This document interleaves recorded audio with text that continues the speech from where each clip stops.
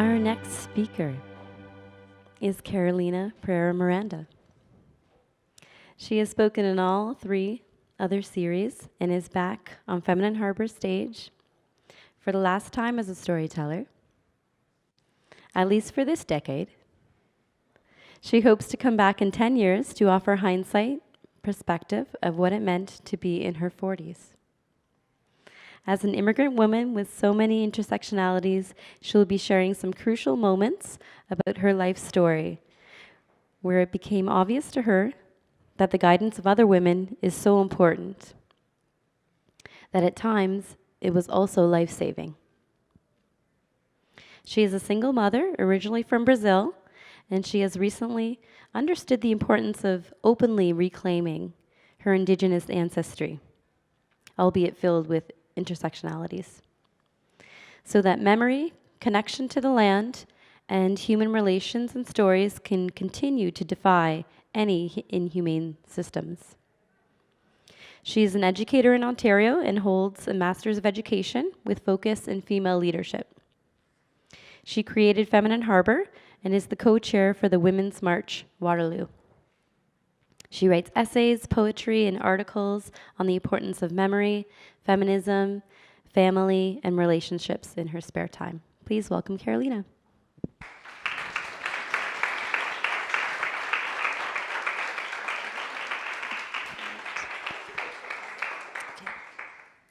Thank you. 2 little things before I start my story. Heather Majuri was actually supposed to be our MC tonight. She had an unforeseeable situation. So Christina from our board of directories stepped up because that's what we do here. We have each other's back. And the second thing is there are trigger warnings throughout the night. Take care of yourself without any shame. I can't give you trigger warnings at each story because essentially our stories are punctuated with trauma. So at any time, if you need to take time for yourself, if you need to be gentle on yourself, go ahead, 0 judgment from anybody. And I hope you won't judge me either because it was actually very hard to put this one together today. So we're gonna start in 2007. 2007 was probably the most scary, darkest year of my life. I was here as an immigrant. I was 26 years old. I had been married for a few years, and my marriage was falling apart. It was a very unhealthy marriage. And on that year, I met somebody, decided to leave my husband. And in that gap where I was having an affair, really, and away from my home, I went on a trip with this man, and I only ever smoked pot 3 times in my life. And on that time, I decided to be part of this elusive romance, and I didn't know that he had laced the joint. And so what happened next was that I found myself in a ditch at the Elora Gorge the next day, and it's taken me 10 years to actually talk about it openly. But the next 2 years after that episode were filled with PTSD and deep fear of not just men, but about anybody that was around me. I couldn't trust people. I couldn't look at people in the eye. And I don't remember much of what happened that evening. And the safest thing that I could do, and that I felt that I could do, being here as an immigrant and having a very difficult relationship with my parents, who were also poisoned by patriarchy, thinking that marrying someone 18 years older than me was the right answer to my life, I decided to go back to the only thing that I knew then that was safe, which was an unhealthy marriage. But at least I was not going to die from it. I hadn't died at that point. And so I went back, and my ex-husband and I had a few years of peace, which is when my daughters were born. After that, in 2013, my marriage started crumbling again. There was really a very very weak foundation to hold it together. And so in 2013, I could feel all of my body in fear because I didn't want to be misguided again. I didn't want to end up in a situation where I would end up falling in love with the wrong person. Very, very unexpectedly, my auntie, my dad's sister, near Christmas, sent me this photo. And it was a photo that she sent me as a gift. My aunt is the memory keeper of my family. She knows everybody's story. She has everybody's pictures filled. She fills her walls with, these collages of everyone's babies and everybody's mothers and everybody. She knows the map of the family. And she sent me that. I think she felt that I was depressed and uncertain of my future. And now I had 2 daughters, so I really couldn't go back to Brazil. That was not an option because their father was here. When my aunt sent me that picture, I had a moment, and it was December 2013. I had a moment, and it was a Christmas picture. This is us. This is New Year's, actually, in Brazil, because we were all dressed in white, and everybody dresses in white in Brazil. And I had a moment where I thought, who was this little girl? Who was I? Why am I so broken? Why can't I remember who I am? Why can't I figure out how to put my life together? Because this little girl, she seemed gentle and sweet and kind. And why can't I remember what her dreams were and who she was and what she wanted to be? So I zoomed in to try to see what my expression really brought back to my memory. And I remember in 2013 thinking, well, I was looking like, oh, here's my messy family again, because my family was pretty messy, but it was loving. So finally, on January 1st, 2014, things actually ended the 31st of December 2013. So January 1st, 2014, I got up and I said a prayer and I made a deal with the universe. And I said, okay, here's the deal. You need to show me the way because I have no fucking clue how to be a single mother in a country where I have nobody. And I really am scared. But if you show me the way and if you give me some clues, then I will put it all out there. I'll give back everything I've got as long as my daughters are safe and I'm able to provide for them.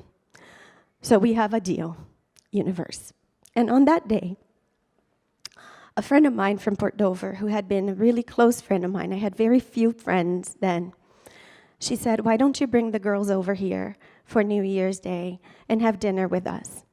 And I had never driven with my daughters by myself. It was quite a challenge at night to drive with the babies. It was something I had never done.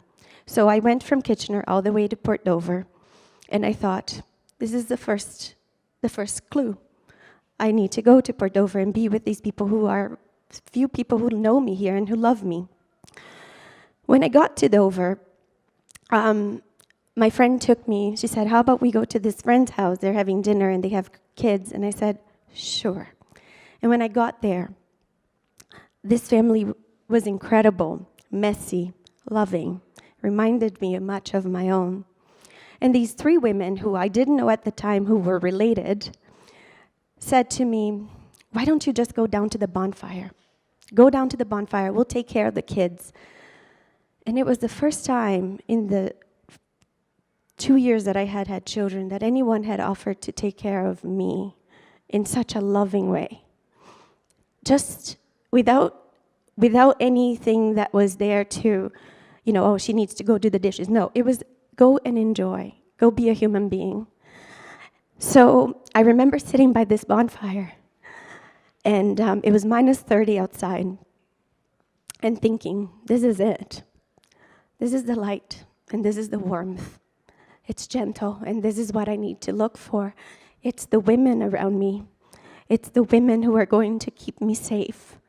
I am always going to look for the women around me, because in 2007, back at that very dark time, one thing I need to acknowledge, the only person who took care of me then was a neighbor that I had, a white Catholic woman who I would never have turned to, but she was right there and saw my distress and took me in. She was a neighbor, and in her way, in how she knew how to express kindness, she tried to put my mess back together. And so in 2014, I realized that that was the answer. Interesting enough, all these three women were mothers, sisters, and I think granddaughter, and they were all nurses. And I find that very poetic. So as I kept having my memory triggered, because that photo of me as a child, and then now the bonfire, it started creating pathways in my brain. And so in 2014, I went back to a friendship that I had lost in 2007. My best friend back in 2007, Amanda Paixão, who, if you actually seen some of my stories, she's come up many times. Her name translates to loving passion. I kid you not. That's the name of this woman. Loving Amanda in Portuguese, and passion. Barbara's here. She speaks Portuguese. And Amanda and I broke up in 2007 because she and I were both going through something very similar. There was nothing we could do for each other. We couldn't hold our friendship together. But in 2014, she was the very first spark in my brain, the first name that I hear my brain saying, Amanda, Amanda, and I knew I had to go back to her. And so I decided to call her up, find her on Facebook, and I said, Amanda, I'm in such a rut. I know we haven't spoken in 8 years. Can I come see you? And there was the first weekend where I didn't have my daughters too, and I had nowhere to go because my ex-husband and I had agreed that whoever kept the children kept the house for the kids' well-being. And he has family here, so on the weekends that I had the house, it was easy for him to go back to his parents' place. But when I didn't have the kids or the house, I really had nowhere to go. And so Amanda said, of course we can see each other. In fact, I want you to come here. And I said, but we haven't seen each other in 8 years. And she said, come here. This is a photo of our first night after eight years. And she had tickets for a night of dancing of Brazilian music in Toronto. She said, you need red nail polish. No, you really need red nail polish. And she made feijoada, which is one of the most traditional meals in all of my country. And it just felt like home. And I felt connected to something that I had forgotten deeply, which was my culture and my language. And so we went dancing that night, and I'll tell you later if you want to know how that night went. Yes. And with Amanda came a lot of love, rediscovering myself as a woman, a lot of friendships, new friendships, pleasure, food. And she is connected to the maracatu culture in Toronto, a lot of drummings, and all of these things started triggering my memory and triggering my existence, again, my identity, everything. And with Amanda also came a beautiful wedding. She was about to get remarried to her partner. And at her wedding, I met somebody quite lovely. And it didn't turn out well, so I'm sorry too. It didn't turn out great. But I did realize that I was incapable of even falling in love because I had been so traumatized that I was projecting and holding all of my fears against that person. So in 2014, in the summer, I decided to do something that had taken many years for me to do. My parents were here visiting, and I decided to go back to the Elora Gorge for the first time in 7 years. And I went on a hike with my parents because I decided that I did not want that to hold me back anymore. I didn't want to avoid trails. I didn't want to avoid nature. I didn't want to avoid the land because someone had traumatized me so much. And so I went with my parents on a hike. And you have to understand, I really don't remember consciously and cognitively what happened. But when I approached this cliff, I had a gut reaction where I almost threw up. And I knew that something very traumatic had happened very near there. And I had this very clear feeling that I almost fell off that cliff. And I stayed there and said a prayer. And that's when this beautiful damselfly landed. And it landed there for me to stare at it for about 5 minutes. I couldn't believe it. I have about 20 pictures of her, and it just posed, and it let me watch her and soak her in.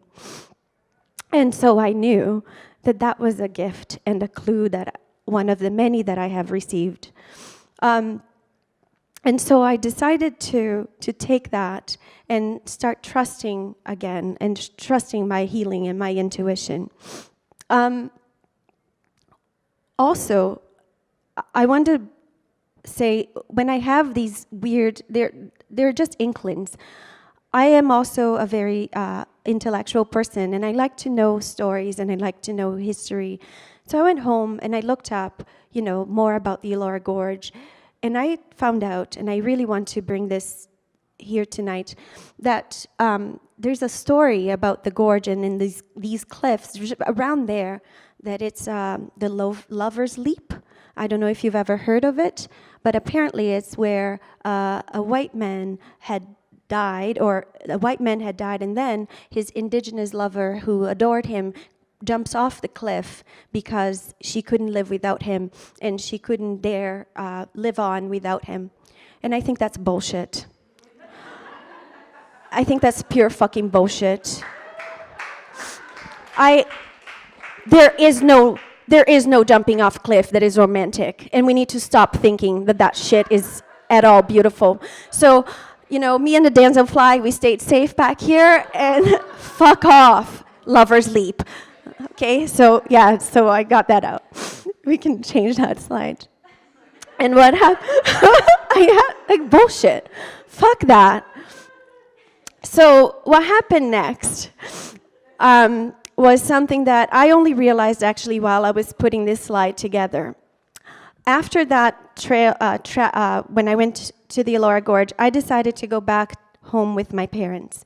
I decided to take a trip back home for the first time without my daughters. And I remember thinking, I just need to be a daughter again, just once more. I need to remember what it feels like to be nurtured and to be a daughter. And so I took a week or two, I forget, and I went back to Brazil. And I went back and I said to my mom, can you take me? And my relationship with my parents was always problematic for very similar reasons in a continuum of what Manjit just shared with you, in terms of that poison and what they think they have to do and told me to do. Anyways, I asked my mom, would you please take me to where we have an apartment. It's called Ubatuba. It's a stretch of land that is incredibly poetic, and where I was born. I was born in Rio, but this is the landscape that I grew up in. The sand, it glitters with gold. It's the sun, when it hits the sand, it's like gold sparks everywhere. The water is blue and filled with sea turtles. The mountains are beautiful and lush, and the wind is warm. And that's what I'm made of. And I just needed to go back there to remember. And while I was putting this presentation together, I realized it was the land that was guiding me from the damselfly to where I was born. It was the land that was giving me all the clues of who I was and what I had to do and where I had to head and what I had to become. And I recently had a conversation with my friend Ashley saying, I don't think I've ever loved anyone, really. And while I was putting this presentation together, I realized I know how to love. This is where I know how to be the most loving of me. I've learned to be gentle. I've learned to be daring. I've learned to be respectful in these waves. I grew up learning that you have to watch the sunset very carefully because it's so beautiful. and it's so filled with love. I learned how to hold these, they're called bolachas d'agua, so gently, because if you really want to pick them up, they're going to crumble in your hands, and you have to really be gentle to put them back. And that's where I learned that the moon is crucial to the sea turtles. It's not just something shining above the ocean. It's the path in which sea turtles see the water. This is the path. When sea turtles hatch, they actually look for the moon shining. They always hatch at the same time of the year because this will serve as a highway, as a roadmap for them to get back to the water. So in Ubatuba, we actually have a night sky preserve because that's how the turtles find their way back. That's where I learned about ecosystems and love and everything that I know.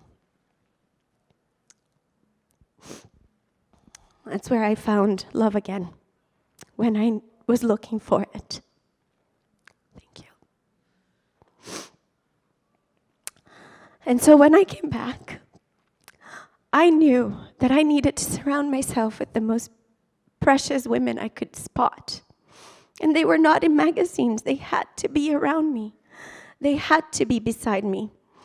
And that's when, Mary Baldacero, who you will have the honor and pleasure to hear tonight, kept intersect my path. I actually met Mary well before, when my marriage was almost in the pits. I was having an argument with my ex-husband in a farm, taking the girls out to a little Christmas thing, or a fall thing. And I just needed to go somewhere warm and safe. And I found this little house in the farm that had a fire, and the storyteller was there. When I entered, it was like entering a new dimension. And this woman was there holding a blanket, sitting quietly by the fire, and I thought, goddess.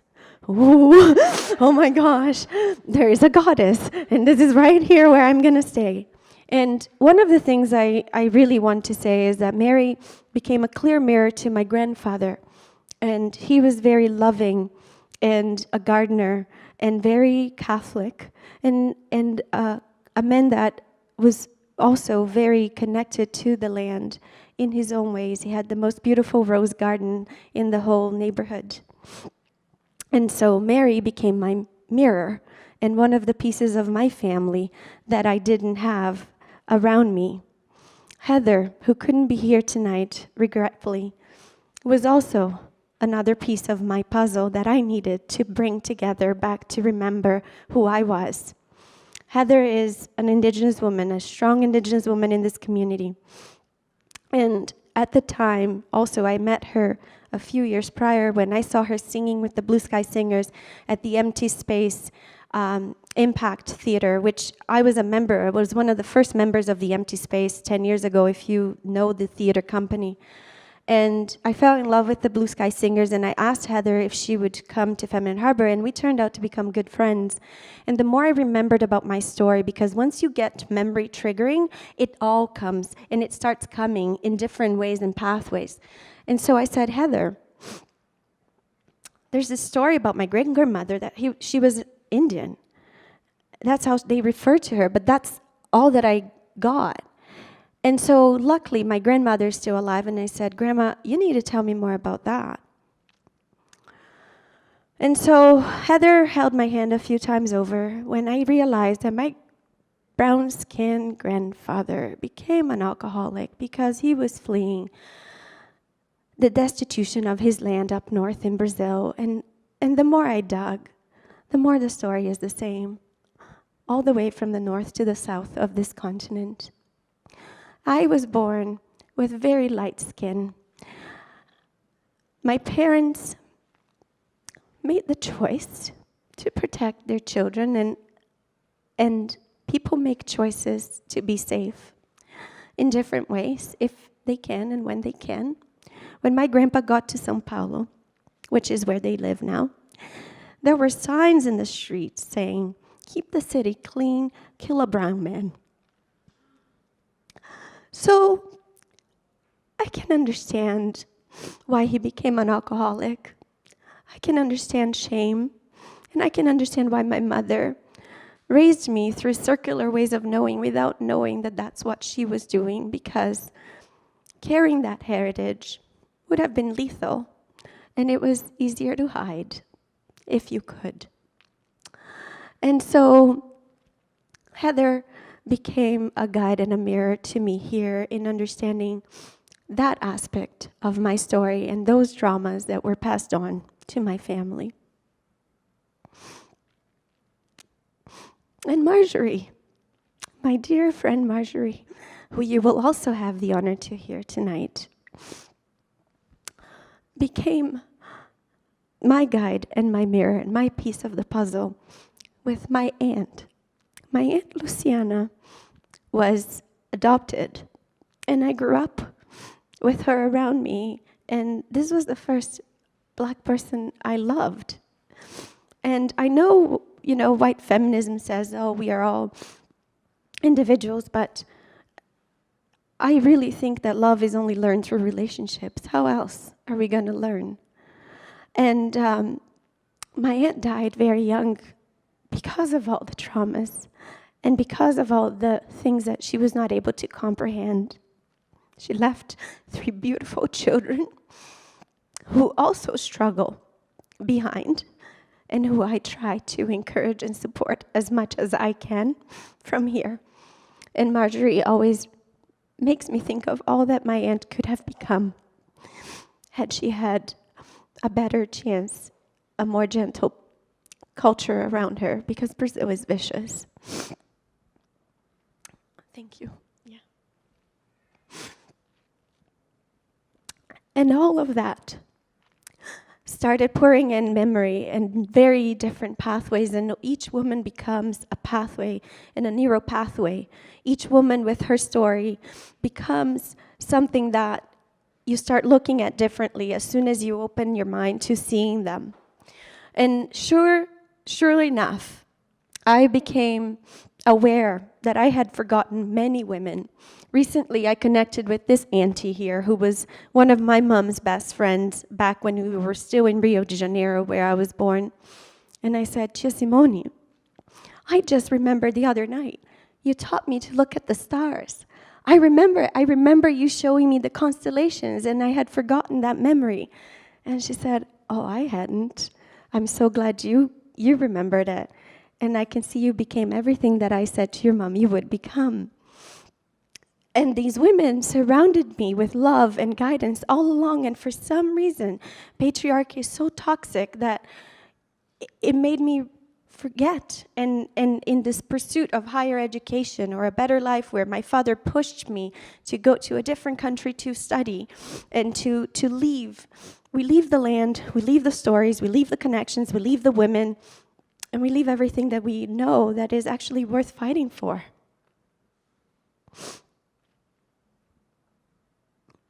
And then I started realizing that we forget that in evolution, women are a part of it.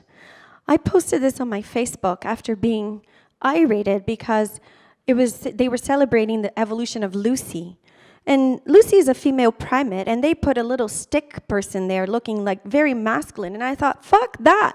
Lucy was a female primate. She had boobs. She had a womb. She must have had babies so that we could evolve from Lucy. And I am not creating a culture of mummies here. I have friends who are not mothers. I have a daughter who has very clearly told me since she was 2 that she doesn't want to be a mummy, and is that okay? But we need to acknowledge that that's where we all came from. Cis women, trans women, men, whatever you are, whoever you are, somebody brought you here. And whether that relationship is problematic, full of trauma, then we need to dig and realize why and start healing, because that's where we all come from. And that allowed me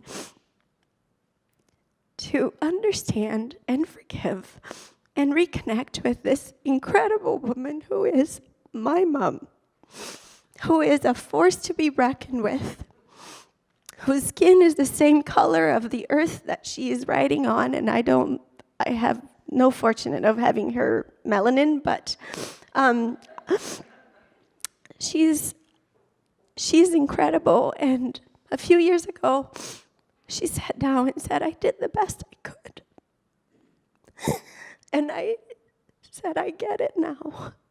And it took me to say, I get it now, and I forgive you, and I love you, for her to get back to what she was always good at, which she was an athlete. She was always a strong, powerful athlete who had to downplay herself so that she would be loved and not threatening. And now at 53, she's back to what she is, which is an athlete, and she uses that gift to gather women and to bring women together and to teach them how to ride bikes and to teach them how to be independent and to teach them not to be afraid of the land, which is she's slowly reclaiming and slowly understanding that it's a love that is there because of who she is.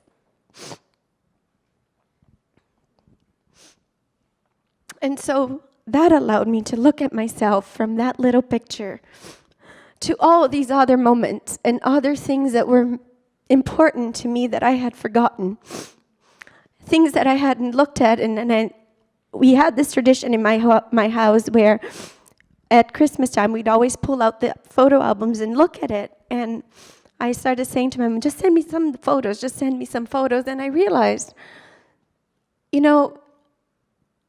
my family is messy. It is intersectional. They say shit that sometimes makes me embarrassed because they don't have the higher education that I have. My grandparents had up to grade 2. My mom only has up to high school. And you know what? Those opportunities that we have now, they weren't there for them then. So it takes me gently using my education and my privilege and the knowledge that I have and the ability that I have to access certain books to explain to them, maybe what you're saying is a little hurtful, but it was never a lack of love. And so, yes, feminism says you have to just stand tall and people need to love you or men have to accept you regardless, but truthfully, I'm only able to be today the individual that I am because of all those threads and connections that have brought me here. I'm only able to today stand tall with a goddess on my chest because I know now what that means to me. It's a reminder of my own divinity and worth and my own place in time and space. So that's what I've got for you. Thank you.